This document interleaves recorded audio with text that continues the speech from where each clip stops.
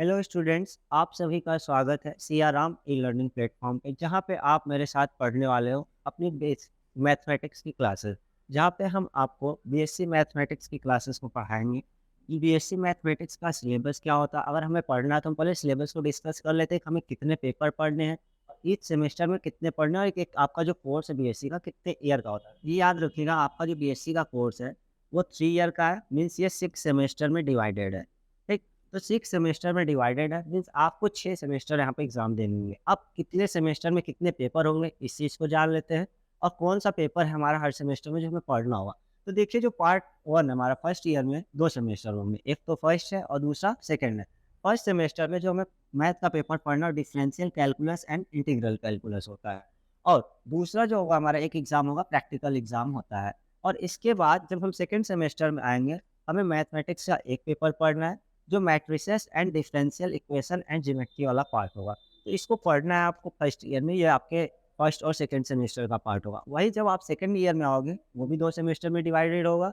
आपने अभी second semester तक कर लिया, तो आपका अगला सेमेस्टर थर्ड ही होगा और उसके बाद फोर्थ होगा। तो थर्ड सेमेस्टर में जो आपको पढ़ना है, अलजेब्रा एंड मैथमेटिकल मेथड्स पढ़ना है पेपर का नेम है। ये आपका थ्योरी वाला पार्ट्स होगा, ठीक। इसके बाद जो आपका फोर्थ सेमेस्टर में पढ़ना है पेपर, वो डिफरेंशियल इक्वेशन एंड मैकेनिक्स है, ठीक है। ये भी आपका थ्योरी वाला पार्ट है। मैकेनिक्स में 2 पार्ट होते हैं, एक तो स्टैटिक्स पढ़ोगे और दूसरा पार्ट होगा डायनामिक्स आपका।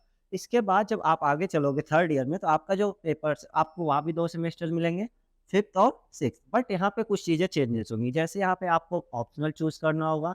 अब कुछ पेपर आपको यूनिवर्सिटी की तरफ से आपके दे दिया जाएगा, उनमें से आपको जो पसंद आए, आपको जो ईज़ी लगे, आप उसको चूज़ करके पढ़ोगे, ठीक है। तो देखिए, जो हमारा फिफ्थ सेमेस्टर में पेपर होगा, पहला पेपर तो group and ring theory and linear algebra है, ठीक। इसके बाद जो दूसरा पेपर है थ्योरी का, वो हमारा क्या होगा कि देखिए, 3 पेपर हमें दिए हुए हैं ऑप्शनल में।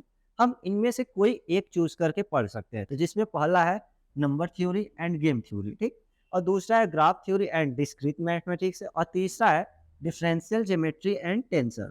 तो आप लोग जो है यहाँ पे डिफरेंशियल ज्योमेट्री और टेंसर मेरे साथ पढ़ने वाले हो। और इसके बाद जो हमारा 6 सेमेस्टर का पेपर है, इसमें भी आपको एक पेपर तो कंपल्सरी रहेगा, बाकी के और आपको ऑप्शनल चूज़ करने होंगे। तो देखिए, जो पहला पेपर होगा आपका, यहाँ पे मैट्रिक्स स्पेस है और कॉम्प्लेक्स एनालिसिस है, जिसमें आप कॉम्प्लेक्स एनालिसिस पढ़ोगे तो आपकी ऊपर वाली चीज़ें काफ़ी मिलने वाली है। जैसे आपने यहाँ पे डिफरेंशियल कैलकुलस में सीक्वेंस पढ़ा होगा ना, तो इसका काफ़ी रोल देखने को मिलेगा, यहाँ भी आपको सारी चीज़ें मिलने वाली। और उसके बाद जो आपका ऑप्शनल पेपर होगा, आपको उनमें क्या मिलेगा ऑप्शन, देखिए, एक numerical analysis and operation research है।